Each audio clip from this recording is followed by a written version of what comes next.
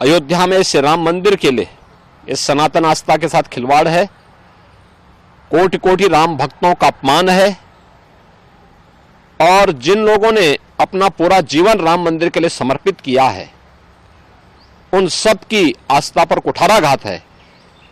भारत का समाज इसको कतई स्वीकार नहीं कर सकता। सर कह सकते हैं इतना दूर दूर से वहाँ पर लाखों लोग आ रहे हैं, रोज वहाँ दर्शन कर रहे हैं, भगवान राम के दर्शन के लिए देश से विदेश से लोग आ रहे हैं, उसमें इस तरीके का बयान देना हिंदुओं देखो ये चिढ़ाने वाला है। ये केवल तुष्टीकरण की नीति पर चल करके अपने वोट बैंक को बचाए रखने की कवायद उनके द्वारा की जा रही है और इनकी वास्तविकता इस प्रकार के बयानों से साफ आ रही है। इसी तरीके से मिलता जुलता बयान लालू यादव जी ने भी दिया। उन्होंने कहा कि मुसलमानों को भी रिजर्वेशन मिलना चाहिए। देखो यही तो बात प्रधानमंत्री जी कह रहे हैं कि इंडी गठबंधन से जुड़े हुए जो दल हैं, कांग्रेस हो, आरजेडी हो, समाजवादी पार्टी हो, ये ओबीसी के आरक्षण पर, अनुसूचित जाति जनजाति के आरक्षण पर सेंध लगाने का प्रयास करेंगे। इनका मैनिफेस्टो इस बात का उल्लेख करता है यूपीए सरकार जब सत्ता में थी, कांग्रेस नेतृत्व की यूपीए सरकार, आरजेडी और समाजवादी पार्टी दोनों उसके घटक थे। उस समय इन लोगों ने रंगनाथ मिश्रा कमेटी और सच्चर कमेटी गठित की थी।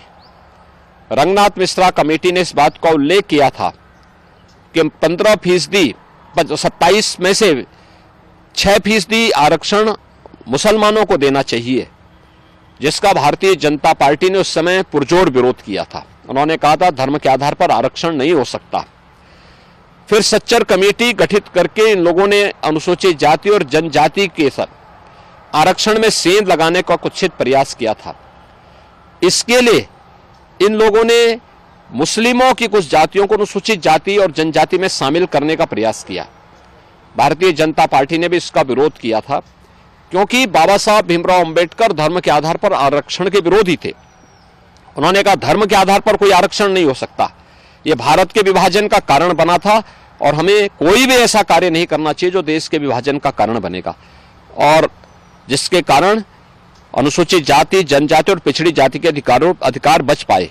लेकिन कांग्रेस को, समाजवादी पार्टी, आरजेडी को जब भी अवसर मिलेगा ये अनुसूचित जाति, जनजाति और पिछड़ी जाति के आरक्षण के अधिकार में सेंध लगा करके इन्हें जबरन अल्पसंख्यकों को देने का कुत्सित प्रयास करेंगे। कह सकते हैं कि लालू यादव जैसे लोगों का बयान बिल्कुल तुष्टीकरण के एकदम साफ। देखिए भारत के विभाजन की आधारशिला इनके द्वारा रखी जा रही है, जिसको मतदाताओं को जिस पर अपना जवाब देना चाहिए और इनको पुरजोर इनको जवाब देते हुए इनको नकारना चाहिए।